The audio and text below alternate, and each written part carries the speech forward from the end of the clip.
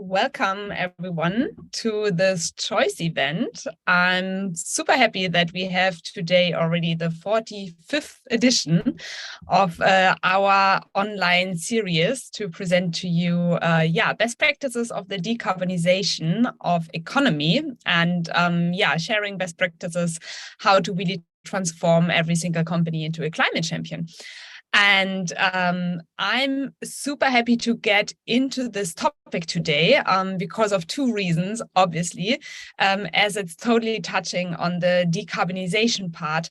And then secondly, as we get to know best practices from one industry and going to learn what we can use from that specific industry for other areas as well. And before I go too much into it, I quickly introduce you how we have set up the whole event. So as you have been noticing, we are using Google Webinar, which means you can lean back, you can just participate by watching and also being very active in our chat. So you have two versions for it. One is the chat function here in the bottom, where you can ask questions the whole time, get involved, and we will take these questions later all together and answer them in the QA session. But you can also discuss already with the other participants, introduce yourself, and learn who's already there. And that's what I'm going to test with you for a second. So everyone who is already here, please just share in the chat function, maybe your name, maybe from where you are watching. So that would be just interesting to see who is here already. And I forgot to mention, I'm actually Lara, one of the co-founders of the Climate Choice, and I'm here today from Berlin. So happy to see in the chat who else is joining. And while I wait for some answers to come in, I share with you why we are setting up these webinar sessions. So who doesn't know us yet is we are a Berlin-based climate tech company who's building a climate digital platform to enable companies driving their decarbonization within their own company and along the supply chain.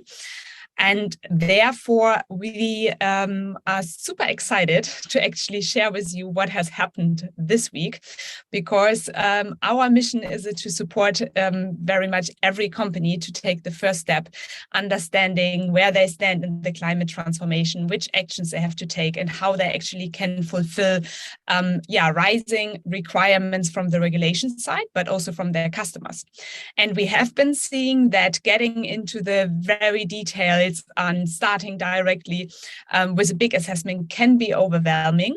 So therefore, we have just 2 days ago launched our climate readiness check, which is open for any company of any size and industry, and is for now free available on our website. You find it under the term climate readiness check, or by scanning here the QR code. And it basically gives you in 5 minutes quick check-in into the whole topics of climate regulation and requirements to really go into transformation mode in your company around climate. So if you want to get a quick understanding where your company stands there in terms of climate maturity, and if you want to get limited free access to our platform, you can just register there, take your climate readiness check, and find other companies on the platform that are already going the next step in their transformation journey. And I see Isabel, my colleague, has also just shared in the chat the link to the readiness check. So if you quickly want to check it out, you find it in the chat. And for sure, you can also just share other questions and topics in the chat while listening. Great. So with that introduction, I'm super happy to go to today's topic of decarbonizing telco industries. And we have a very special guest for that topic, Roman Friedrich from Boston Consulting Group. And he has been working for many, many years in the telco industry, and specifically on the topic of sustainability and decarbonization. And before I invite him on stage, I have a very quick survey as well for you watching. So to get for Roman a better understanding who is today watching and in which topics you might work already, or from which backgrounds you are coming. We have the question for you: what industry are you working in? Is it the ICT industry? So you are directly affected by this topic of telco. Or do you work in a maybe related area around it, high-tech industry, software, chemicals, energy, steel, services, or others? And I give you some more time to choose what fits best for you. And then I can see the results. So most of you, which are 30%, come from the ICT industry directly. And then the second group is service industries, software industries, and others. So that's interesting. And then I have a second quick question for you, which is, what do you actually think when we talk about the ICT industry? Which kind of climate impact does the industry have? Is it like globally calculated or measured in CO2 impact emissions? Is it less than 1% of the global emissions? Is it about 2%, or rather more than 4%? And somehow the questions are coming in much, or the answers much quicker than before. Maybe a lot of you have been reading texts around it. And I see the answer right now. So over 60% believe it's 4% and more. And then some of the others have chosen 2%. So I guess I'm gonna invite Roman on stage and I can ask him. Hi, Roman. What do you think about this audience? Mainly coming from ICT. I can see that the audience is quite experienced. Typically, it's a surprise for many that the contribution is indeed very high. It's above 4% and increasing, obviously, given the fact that we are doing Zoom calls, webinars like this, that's contributing to our emission footprint. And that, of course, means there is a responsibility within the ICT and telecom industry. And that's what I'm going to talk today about. Great. Yeah, and I think I don't introduce you so much because I think we're going to learn more about what you're working on and what you have been learning also and sharing in the last years about decarbonization in a bit. But yeah, I'm going to follow in the background, and then I'm also going to look into the chat the whole time. So if you people watching have some questions, please just post them there and we maybe can answer some of them. We are obviously also recording everything and we'll share it later with the audience. But for now, yeah, I'm going to listen and then I join back in the last 10-15 minutes for the questions. So before I go off stage, maybe Roman, you want to share your slides and we just make sure you are well set up. So can you see my slides? Yes, I see it. Still in your, now it's presentation mode. Perfect. Okay, perfect.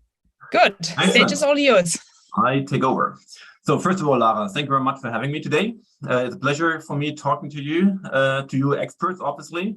A quick background about myself. So I'm working for more than 27 years in the telecom industry, not so long in sustainability. That has just started 3.5 years, 4 years ago, but it has become my most passionate topic, my pet topic, so to say. And the purpose of this presentation, of this webinar presentation, is actually to explain why I believe it is really an important topic. So as an executive summary, let me outline what I want to talk today about. It's really, first of all, emphasizing and highlighting and explaining why the telecom industry also needs to really look into the question of sustainability. Typically, it's a no-brainer. You are all experts, obviously, as I saw from the poll before. But we typically talk about the energy industry, the chemicals industry, the steel industry, whatever, who are the main culprits when it comes to emission, carbon emissions or greenhouse gas emissions. But it is us as well. So what we are doing here is contributing and poses a responsibility on us. So that's what I want to outline at the beginning. And I have to say one thing up front. I sometimes talk about the ICT industry, sometimes about the telecom operator industry. I'm primarily interested in the telecom operators, so the Vodafones, Telefonica, Deutsche Telekom of this world. But they do have a lot of IT services in their portfolio. So it's not a kind of clear demarcation line between those two sectors. Hence, I'm using the phrases ICT and telco sometimes similarly, but primarily it's really about the networks and data centers that we are running and the devices we are using in order to really consume data applications, basically. So messages, it is important, number one. Number two, it's difficult to take care of our responsibility because it's a complex topic, as in any industry, but there are specific situations in our industry. Number three, however, it's not only about our own footprint, what the telco or ICT sector should look at. It's really about the impact we can have on other sectors, because the digital services we are selling, we are producing, we are developing, can help to abate in other sectors the emission. And that's really important. And I'm going to highlight that and also show you, and that's my last point I want to then highlight, there's still a lot of homework to do. We have not yet progressed, despite the fact that we all know what our responsibility is. It's the telecom sector, the ICT sector is just at the beginning. But it's a no-brainer to engage because it is important for the globe and it's important for the future generation. And that I mentioned at the end, it's also financially attractive to engage. So without any further ado, let me get started. First, I want to highlight the kind of baseline that we are in right now. On the left-hand side, you do see the ICT footprint when it comes to total emissions, global emissions, fossil emissions of CO2. I have taken the year 2019, not 2020, 2021, because of COVID, there is a kind of distortion. That is the status 3 years ago. By now, the ICT industry is even contributing more than the civil aviation industry that you see at the bottom of the page. That is the first surprise a typical CEO in the telecom industry has to accept, because usually we are talking about Flugscham in Swedish, right? We don't want to fly anymore. But has anyone thought about we don't want to stream anymore? We don't want to use the internet anymore? That is not a debate, obviously, for good reason. I come to that. But the first point is to acknowledge we are significant emitters when it comes to carbon. And it'll increase. On the right-hand side, you just do see a forecast that has to be taken with some kind of salt, because the forecast is always under certain assumptions. But if we continue under the current paradigm, with the current structure, with the current increase of data, because we are adding year by year more data because of our digital lives, we would see the carbon emission exploding going forward. And why do I say that? And I put that in front of telco, ICT CEOs, given that footprint today, and given the to be expected footprint in the future, it is clear the telco and ICT industry cannot stay aside and not do anything. Right now, the focus is, as I said before, from regulators, from politicians, mainly on civil aviation, on steel, whatever, cement industry, but the focus will come to us as well. So we should not wait, we should rather embrace it and do our homework. Let me exemplify a bit more in detail what I've just said now with a couple of very tangible examples, just to really spell it out and make it clear to you what it really means what we are doing. Here are the, on the left-hand side, examples about mails, with attachment, without attachment. And you see, it's a small number, 0.3 grams CO2, 4 grams CO2, 50 grams CO2 when an email and a photo is attached. But think about the amount of mails we do send every day. And there's a nice calculation at the right-hand side of this chart. I mean, for me, it was an eye-opener, but think about it. If every person in the UK sent one less email a day, 60,000 tons of carbon per year would be saved. And it corresponds to 81,000 flights from London to Madrid. Sorry, from London, I've forgotten here. It is really relevant. It is tangible and it is sizable. Where those emissions occur is a bit different. You have sometimes data centers where applications run. You sometimes have a network, and then you have the end user devices, smartphone, PC, iPad, whatever it is. But All in all, it's quite a significant number. I can give you tons of similar examples. You would be surprised how much we are adding with our digital life day by day to the global emission footprint. What is, when I talk about emission, what is the emission actually? And there is a special pattern. Every industry has a special pattern, but our pattern, the telco and ICT industry, is like that we do have only approximately 1/4, 1/3 in scope 1 and scope 2, as you can see on the left-hand side. That is a carbon footprint baseline from what we call an incumbent telco operator, from a dominant operator in one country. 75% is scope 3, as you can see here. And when I do a deep dive into the 75%, that's on the right-hand side, you do see it's primarily, and I'm not sure how familiar you are all with the scope definitions, but it's basically use of sold products. That's basically what we call scope 3 downstream. Basically what we do when we use our devices and consume services, applications. So quite significant, right? And the other half, if you like, from the 75% is purchased goods and services, more or less. And that is everything we buy in order to realize our services. So what do we buy? We do buy optical fiber cables, we do buy antennas, we do buy devices, CPEs, we call it, consumer premise equipment, in order to really make those applications experienceable. And here you can see a problem, right? Only a fraction of our emission footprint is within our own direct control. And I'm saying and emphasizing direct control. We do have, according to SBTi and to all the standards we are applying, we do also have in the ICT industry a responsibility for what we buy and what we sell and how it's used. So in order to take responsibility for our total emission footprint, we need to find a way to get a better grip on scope 3 primarily. And when you think about the fact that we are buying finished goods, we are buying a smartphone from Apple, from Samsung, how can we control the emission footprint that comes along with that in the production of the smartphone? That is a critical question. And then the first topic I want to address a bit in detail before I come to what I then call scope 4 and customer enablement. The telecom industry has realized that there is a responsibility. This chart shows you how the telecom industry has moved over the last 5, 6, 7 years from a relatively low commitment to a very high commitment. When you look at the example telecom operators on the left-hand side, you do primarily see scope 1 and scope 2 commitments at the beginning. A bit scope 3 already, but marginal. KPN, approximately 20% by 25 versus 2010 as a reduction target. But when you go to the right, you see how telco operators becoming more and more ambitious. So you see the same operators, but with increased targets, with increased objectives, which is quite interesting because it tells us, okay, operators are realizing there is homework to do. We have to commit. We have a responsibility to increase our effort. Take the example Telia. You see Telia in 2015, in 2018, and 2020. In 2020, Telia, it's a Swedish incumbent, the Swedish Deutsche Telekom, if you like.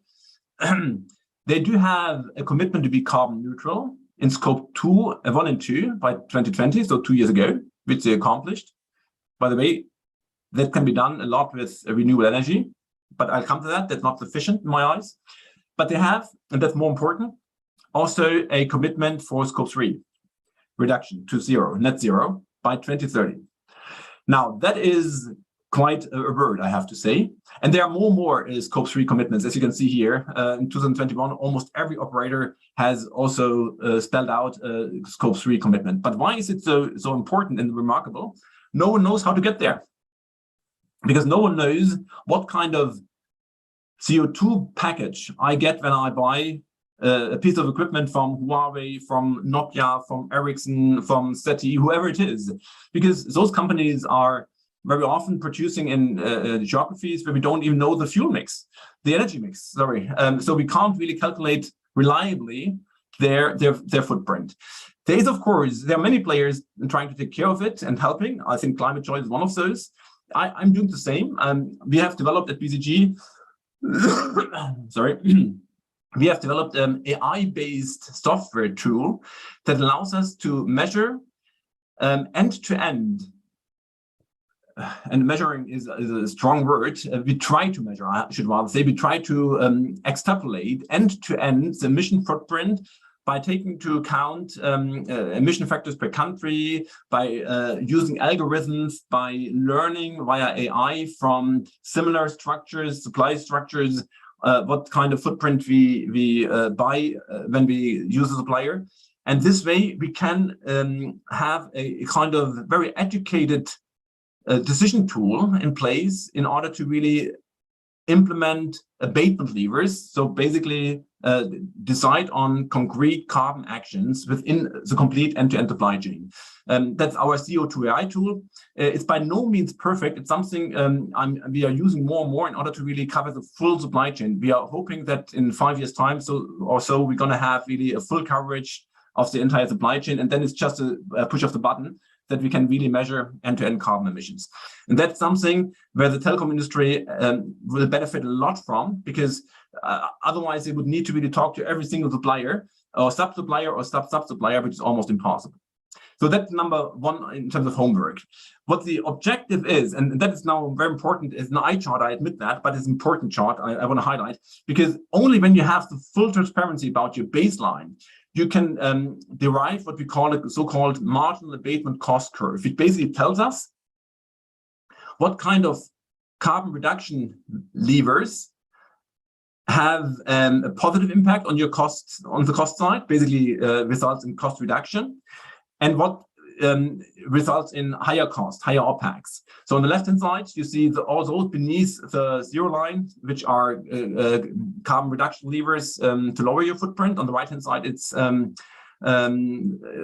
increasing. However, the important thing is now, given the fact that we have rising energy costs, all those levers that you see here become more and more attractive from a pure financial perspective. They should be attractive anyhow because we are reducing carbon, no question. But very often we do have a CFO and a CEO in a company who is looking after the P&L. And now we can more and more argue that most of the carbon reduction levers, the abatement levers, are paying off.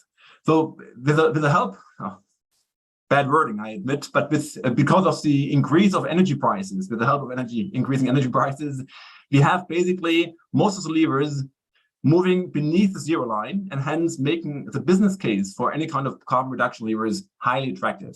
So in other words, it pays off to become more carbon neutral, to become more sustainable. And that is something we can calculate with the help of a kind of complete baseline and with this kind of marginal abatement cost curve. So that is number one. But now let me come to the more important, at least for me, more important aspect, because I'm highly convinced if we simply only take care of our own footprint within ICT and telco, we are not doing enough. What we would do is we would take care of our own footprint, shown on the left-hand side here, where the energy consumption will increase from 3% today to 8% in 2030 approximately, because we are more and more digital in our life. But what we would also be able to do is we would be able to reduce, with the help of our services, be it cloud services, be it IoT services, be it all kinds of applications, we would be able to help other sectors to reduce their energy consumption and as a consequence, their emission footprint. And what you see here on the right-hand side is a calculation with the different sectors or with the different use cases, I should probably rather say, smart transport, smart buildings, smart travel, etc. It's not really sector, it's a mix of sector and use case and applications. But it's an estimate of how much can be abated, can be reduced by the use of digital sustainability solutions within the next, well, the calculation was done something like 2 years ago, so within the next 10 years, until 2030. It's a calculation done by GSI and BCG.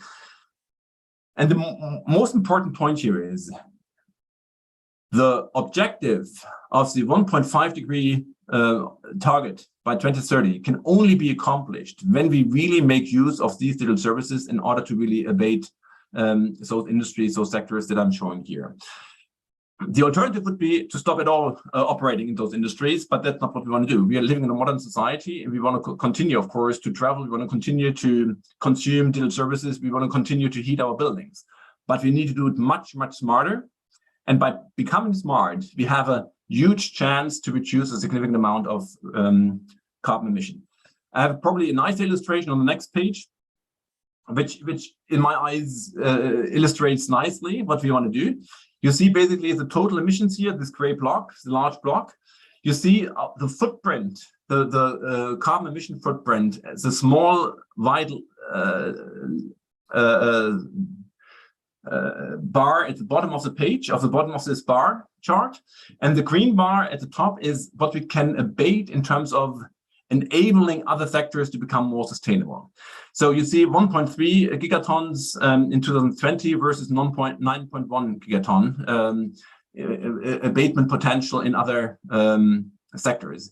It's clear we have to engage here and make use of our capabilities we have within the ICT industry, namely the use of our applications and services in order to really help to get rid of the green emissions shown here on the chart. If we would only take care of our emissions, we would only we would not basically leverage our capabilities and would not take our responsibility. So that's an important point I want to bring across here. And now to bring that across in terms of really financial benefit, that is really quite interesting because this is what we call customer enablement. So we enable other customers to become more sustainable. Is a no-brainer because it's a so-called win-win-win opportunity. And I've calculated here on the basis of 1 ton of CO2 reduction, because what we get in terms of benefit is quite eye-opening. The first benefit is, I should probably mention it at the last, but we are here in an ICT environment. So the first benefit is that those players, ICT players, telco players, like the Telefónicas, Deutsche Telekom, etc., that sell ICT services can basically realize per 1 ton of carbon reduction $170 on top. So customers that buy a service and reduce their energy consumption can basically realize something like $450 cost savings. But that's not all. On top of that, there is an additional revenue benefit, a top line benefit, because basically we have seen that those customers, that those companies that are more sustainable do sell more services, do increase their market share, can charge a premium for the services because simply there's more demand for more sustainable services because the entire world is moving towards more sustainability. So what you can see here is there is a multiple benefit in engaging in digital sustainability solutions. Not doing it would mean we would not tap into that kind of revenue potential. One word of caution, we should not do all of that on the basis of it has a business case. The main reason why we do carbon reduction is because it's essential for us to survive on this planet. But I'm using these arguments to go to CXOs, to shareholders, to investors, and to convince them, listen, it makes even a lot of sense financially to engage here. And these numbers are eye-opening. I have a couple of examples here. Probably I do that very quickly. I have more details later, but you see here on the left-hand side a bit the kind of use cases, I call them, and the emission reduction that we can accomplish by using digital sustainability solutions. I'm always using the phrase digital sustainability solutions. What I basically mean is either connectivity that allows us to really transport data rather than people or physical goods, or I'm using about very specific applications that allow us to really reduce energy consumption in a smart way. For example, by shutting off certain applications when they're not needed, not used. With the help of AI, you can anticipate, for example, the usage of certain networks, and you can shut them off by using AI technology. You see the numbers here on the left-hand side. What's important to emphasize is, again, there are first telco operators with ICT background, with an ICT portfolio, that are committing. And when I say committing, it means they are promising their stakeholders, their investors, their shareholders, their customers, and their employees that they can reduce 10 times as much of their with other sectors compared to their own footprint, which is quite remarkable. 10 times, right? That is even more than I showed you before, the 9.1 versus 1.3. What are the categories we are talking about? We need, of course, to classify. I'm really talking partly about digital sustainability solutions, but what we basically need to do is we need to really spell out concretely where and how do we can we abate CO2 emissions. And there are different categories. Some are closer to traditional telcos by just offering connectivity, basically, be it fixed or mobile connectivity on the left-hand side. It's, for example, using basically connectivity to have applications in the cloud, as indicated with a low carbon setup, or by reducing physical activities. For example, remote working, right? You don't need to commute anymore with the home office solution, as an example. But that is trivial and well understood, I think. But it becomes more complex and requires also more capabilities the more you move to the right, where you enter new business models, where you basically think about smart applications that allow you to really replace physical or mobility, or you change the way how you manufacture certain things. There are a lot of highly interesting use cases you can think about, and you see the different impact numbers here below those circles. Quite significant, but it requires an additional perspective beyond pure connectivity. You need to understand as a telco and ICT operator the specific needs of your industry where you want to help to abate. And there are many examples already. I'm not saying that this is something new. As you see on the right-hand side, the telco operators that are engaging here might be a bit surprising to you when you just look at do the I integral and look at the green circles. It's an American player, AT&T, that seems to be most leading in terms of really number of application services they are offering in order to abate carbon emissions. And while the phrase digital sustainability solutions I'm using all the time might sound a bit generic, you see very concretely what kind of concrete technologies are used. It's cloud, it's analytics, it's AI, it's IoT, all of that we have readily available within the telecom value chain can then be translated into, when you move from right to left, into typical industry use cases and then into concrete levers. It is not something that is hugely new, it's all understood, but we need to add the kind of sustainability lens, a carbon abatement lens to those services that we are offering. And that's happening as we speak.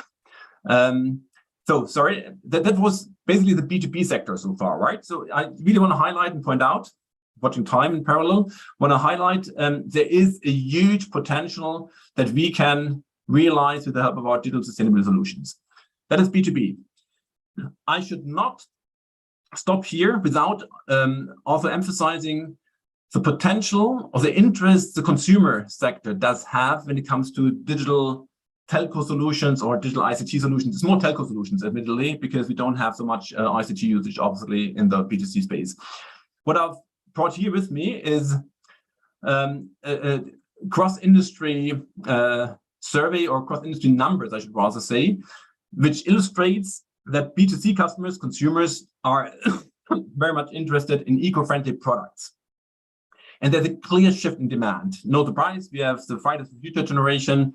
They are willing to spend more money, or they're willing to really make their buying decisions on the basis of sustainability profiles of products or services. You see here the example of apparel, CNA. You see the example of Unilever on the right-hand side, 69% of consumers preferring sustainable living brands. There are tons of data in the meantime that really emphasizes and supports the message, yes, even consumers do think about sustainable products. Might be no-brainer when it comes to tangible products like apparel, food, etc. I just did a survey. Unfortunately, I couldn't bring the numbers with me, but I did a survey also in the telecom sector just last week, and they are giving the same message. It's a bit more abstract, obviously, because what is a green kind of telecom service? But it can be explained, and I have an example with me. There are a couple of brands, telecom brands, that are starting to engage when it comes to really sustainable B2C consumer propositions. Left example is a test balloon, a test pilot almost. It was a carbon neutral brand launched in Australia, TPG, by TPG. Felix is the name of the brand. It was meant to test how consumers would respond to something that is called a carbon neutral phone plan. So where there is a promise, the phone plan is realized only with renewable energy, similar to when you buy renewable electricity, right? You just have a kind of contract where the operator, the provider commits to only use renewable energy. But there are more concrete things. For example, Swisscom, they are giving concrete tips for energy saving. they do have a carbon neutral TV product where they can really prove that they run the TV platform, so the IT platform they use to really deliver the TV product on a renewable energy basis. And then there's on top something that happened already last year in 2021. It's the so-called Giga Green campaign from Vodafone in Germany, which promoted the fact that Vodafone did use only renewable energy anymore for their entire network. And that campaign was not a product campaign, it was an image campaign, but it was one of the most successful campaigns ever, because the NPS, the feedback basically from consumers was highly positive and appreciative, saying, yes, we acknowledge and we prefer that there's an operator really making an effort to greenify basically its network. And you can see Vodafone has even changed the color from red to green to large degree. So now that is all what should happen and what is happening, but anecdotally, what I want to show to you now in the last 5 minutes is what's happening in reality. Because my ambition as a consultant is not only to describe what the industry is doing, my ambition as a consultant is also to encourage you to do more and to hold them accountable. So when I started to look into sustainability for the telecom industry, I decided, that was 3.5 years ago, to develop a very detailed telecommunication sustainability index that measures concrete behavior and performance when it comes to sustainability, not ESG, but concretely environmental sustainability, so the E component here. And I've defined basically 4 categories, 4 dimensions, if you like. Commitment to sustainability, so what kind of objectives do I have? Then the CO2 intensity, how much energy and do I consume and carbon do I emit? Then the whole topic of circular economy, I have not touched on that today. There would be a lot to say because there's a lot of electronic waste in the ICT and telecom industry that we are producing. And the electronic waste goes well together with carbon emissions. We should not ignore and neglect that when we produce any kind of electronic good, the production requires a lot of energy and therefore emits a lot of carbon, and also disposal. So that goes well together, and the industry is currently really focusing a lot on waste management or circular economy, but I don't have the time today to cover that. There is a lot to say about this. And last but not least, the customer enablement on the left-hand side that I mentioned before. So what I do is, with that index, I do measure across the globe the industry, how do we perform? And I do that year by year in order to help hold them accountable for their commitments. When I say across the globe, I'm looking at those operators right now. The list is increasing day by day because we're adding more and more, namely those operators that are publishing their data in their customer social responsibility report.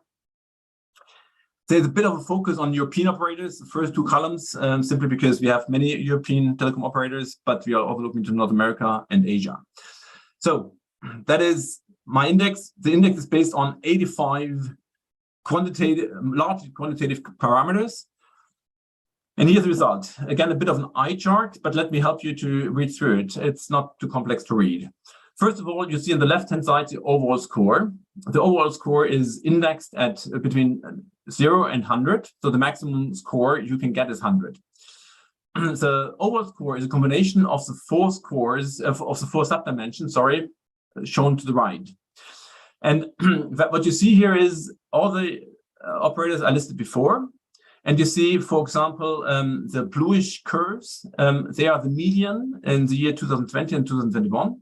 And then you have the greenish curves or yellowish curves at the bottom, which are the bottom performers, and the top performers are the greenish 2 lines. So what is the message here? The message here is, first of all, that the majority or the median, the average of the telecom industry is still at only half of the homework they could do in terms of really sustainability management, right? 100% is the score, the top score, or would be the maximum. And even the best performers are only at 80, so still missing 20%. So a lot of homework to do, and even more so when you look at the lower performers. When you then look into the subdimensions, it's probably the first thing that comes to mind is to see that there is the most focus on CO2 and energy intensity. That dimension is currently under scrutiny, so to say. Most operators are paying attention to that. And hence you see very strong performance with 96. And that is basically operators that are using renewable energy, but not only renewable energy, because that wouldn't be sufficient to get to 100%. They are also reducing the energy consumption in total. So they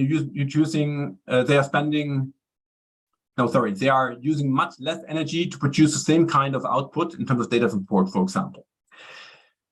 The other eye-opening observation here is obviously circular economy. Not much in focus, as you can see. There are even players who don't have it at all on their agenda, with 0. And also customer enablement with 47, 51. So 47 is the current score, right, from last year, which is not very much in focus. And that's the reason why I'm producing exactly that index, because I want to highlight there's even an untapped business potential in the customer enablement sector, as I explained before, that operators are not using. So that is the overview. It's a very useful tool, I can say, and I'm using that for CEO discussions simply to allow them to dive deeper into the kind of concrete sustainability performance. Because typically what you can get when you ask the ESG rating agencies is a kind of industry agnostic generic rating, which is still good and helpful. We need that. I'm not arguing against it. But when you want to operationalize your ESG strategy or your sustainability strategy, you need to be able to really dive deeper into your value chain. And that's exactly behind those 4 sub-dimensions with, again, the 85 KPIs. A couple of highlights I want to bring across, and then I will be done in 3 minutes or so, 4 minutes.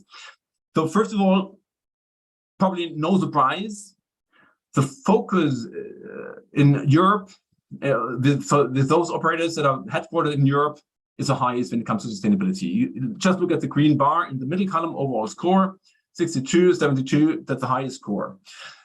No surprise, probably for you. We have the most heated debates in Europe about sustainability, hence European headquartered companies, they cannot avoid to engage here, and that's what they do.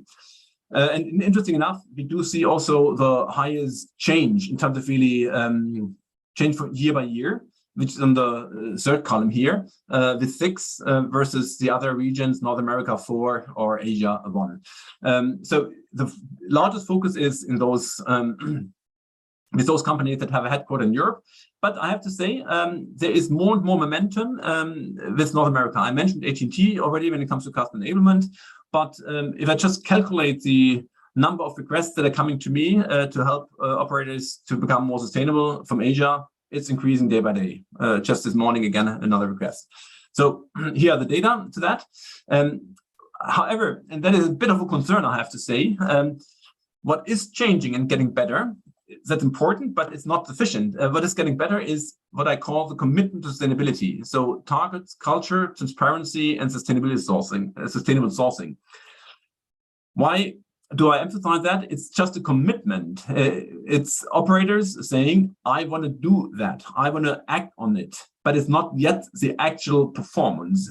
So one of the criticisms I do have, and I published it this year, is, well, it's good and great that I see commitment and that I see operators to engage more and more, but we also want to see that operators are becoming better, that they're really reducing their energy consumption, and that they are focusing on circular economy, and that they are focusing on customer enablement.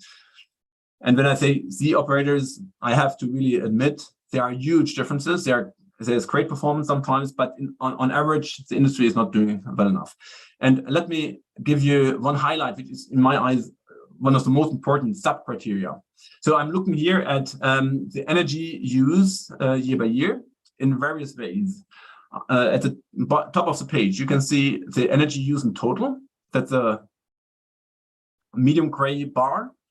Then I'm looking at the energy per customer and the energy per traffic. And probably the most important dimensions are energy use total and energy per traffic. And you can see something that's quite remarkable. So despite the fact that we are in Europe, for example, increasing dramatically the data consumption, right? Enormous amount of streaming, we're reducing the total amount of energy by 22% year by year. But even better, we are reducing the energy per traffic. We call that sometimes breaking the energy curve, right? We are consuming less energy per data transported, which is good, which is basically a reflection of the fact that our technology has become better. that we are using more modern technology, or we are switching off legacy technology. For those that are experts amongst you, we are switching off mobile technologies, 3G, for example. We don't need it anymore. We can do it with 5G, and 5G is much more energy efficient than 3G is. Or in fixed, it is getting rid of copper networks, and we use fiber networks. So Europe is leading here.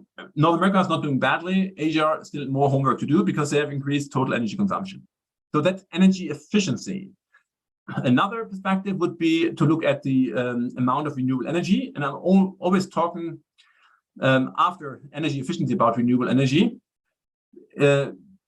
because we do not have enough renewable energy available that the entire telecom industry can rely on renewable energies. Nevertheless, you see a significant increase in Europe and North America when it comes to buying renewable energy, much less in North America, much more in Europe, and not at all yet happening at large scale in Asia.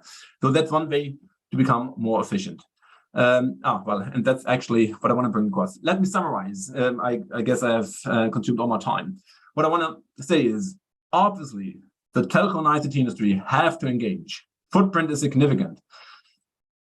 Obviously, it's complex because it's Scope 3 dominated, and Scope 3 is always a bit intransparent. But there are tools and methodologies available. The energy crisis is helping actually to get there. But most importantly, there is a huge demand out there in the B2B sector primarily, but also in B2C, for more sustainable services that are produced sustainably, but also services that help to abate carbon emission in other sectors. That is not only a business case, it's an obligation that we have according to the Paris Climate Deal to engage here as a telco and ICT industry. And that makes our industry so fascinating. We are one of the answers to help saving the planet. I'm grateful for your attention, and I hope you have many questions. Wonderful. That was a very nice last summary. I think we can use it directly to write down the blog post on our climate magazine, summarizing everything in the end. And we do have a lot of questions going on in the chat. I will take them in a second, but maybe just also from my side, like what I took out of it. I think you said in the very beginning one sentence that I would want to reframe, because now in the summary you also mentioned it, for me at least, a little bit differently. So you had these two parts where you showed, okay, telco sector can reduce emissions by focusing on its own, and that is maybe half of the effect it can have, and the other half, or even bigger one, is actually enabling others. And what I understood, and you had this one slide showing the different tools or climate solutions you can use, is on the own side, they can focus a lot on energy, renewable energy, using that. And you showed also the campaign from Vodafone going in that direction.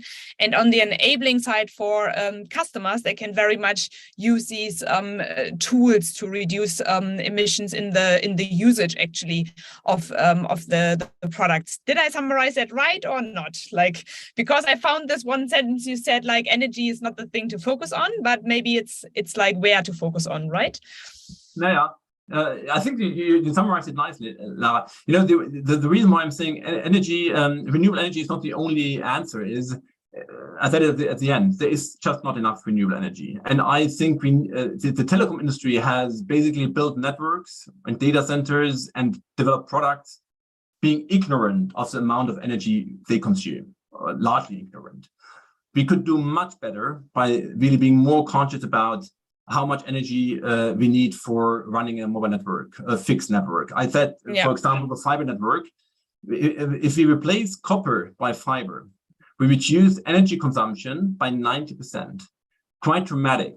But that would require that we get rid of the legacy and really make an active shift to modern technology.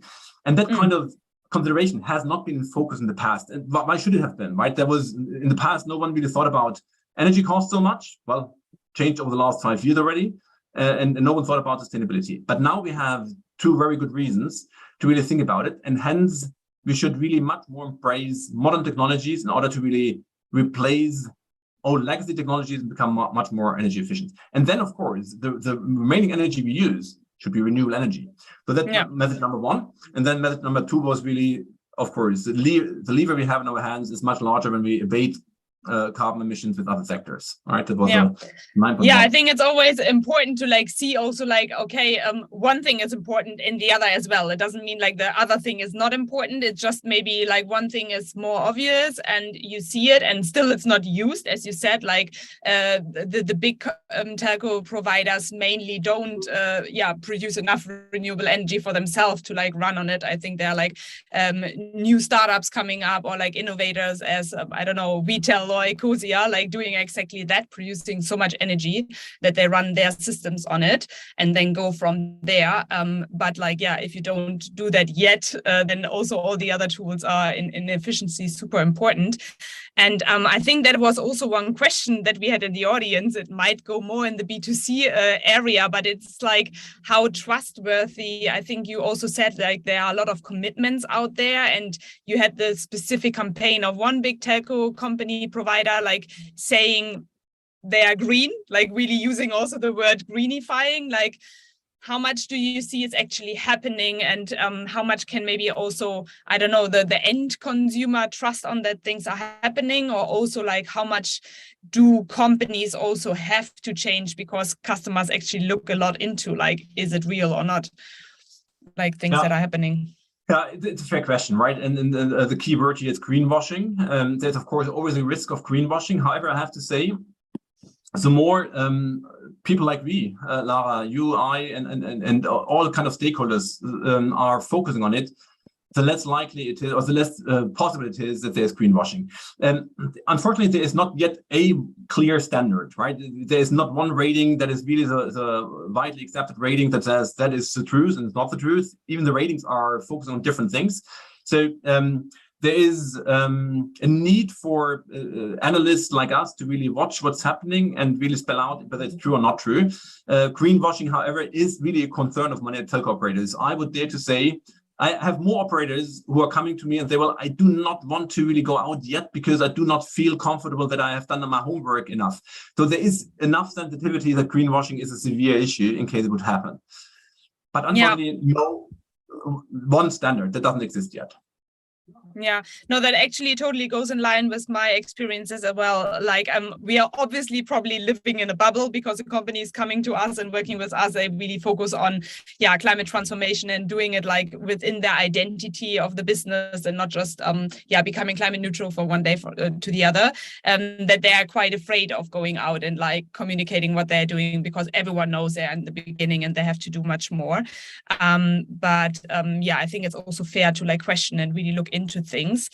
I had some examples or questions that came here to your very beginning introductions. I think these fun facts of getting to know how much emissions are behind an email or the usage of different tools are always really impressive.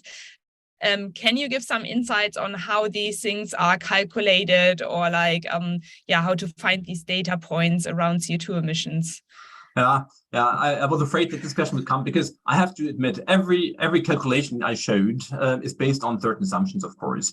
You know, it's highly dependent, the carbon emissions are highly dependent on the energy mix that's used in a country by an operator or by a service provider. And that can differ from operator to operator, even from within one country, it can be different. So the way how we calculate it is typically we take averages and try to make a point. But I would never use them really as a platform for decision making. It's more meant to illustrate, and that is absolutely true, what I was saying, to illustrate how much energy we consume.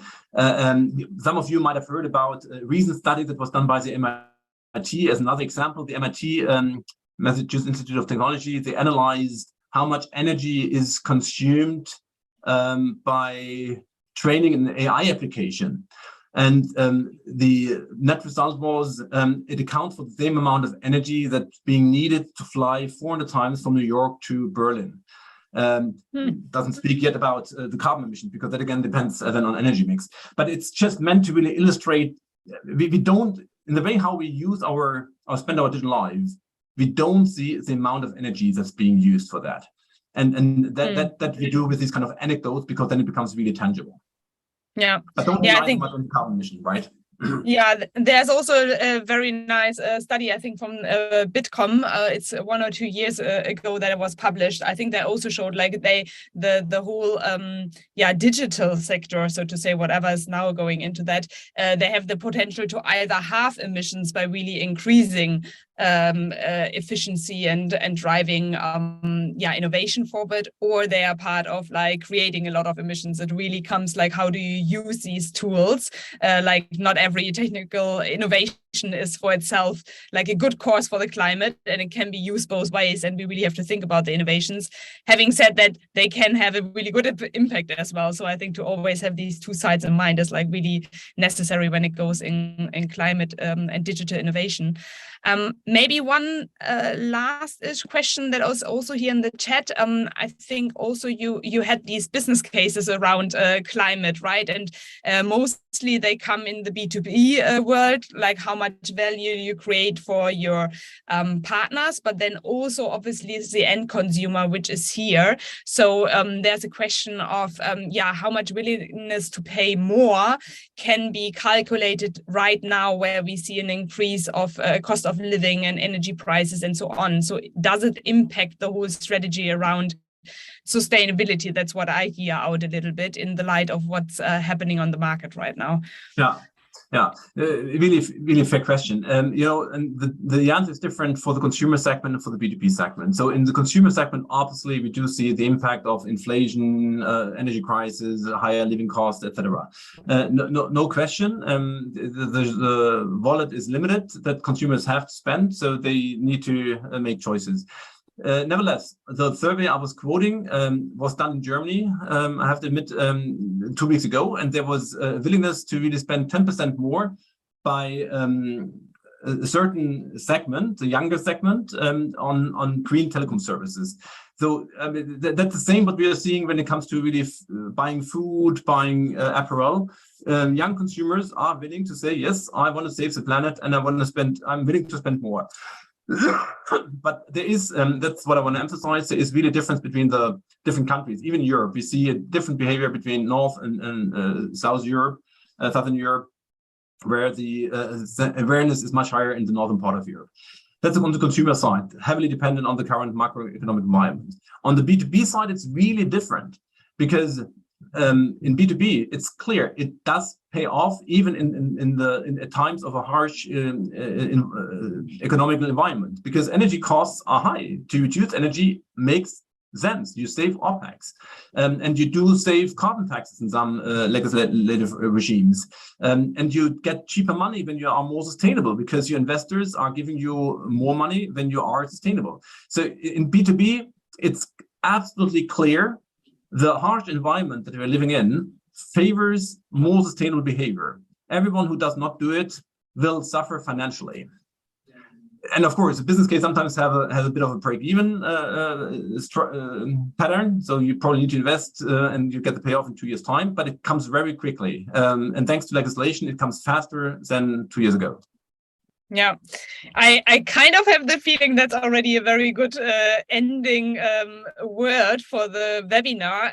But maybe my last question. So if people would forget everything they heard the last hour, and you have one message that should stick with them, or one thing they took out of the webinar, what would it be? Do you have a thought about that? It's so simple, Laura. Those of us that are working in the digital industry, in the ICT and telecom industry, we have a responsibility and we have a chance. We can contribute significantly to help the world to become more sustainable.